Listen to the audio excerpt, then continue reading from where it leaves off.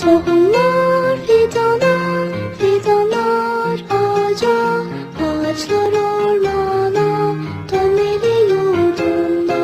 Tohumlar fidana, fidanlar ağaca, ağaçlar ormana, dönmeli yurdunda. Yuvadır kuşlara, örtüdür toprağa, can verir doğaya, ormanlar yurdunda. Yuvadır kuşlara, örtüdür toprağa, can verir doğaya, ormanlar yurdunda. Bir tek dal kırmadan, ormansız kalmadan, her insan bir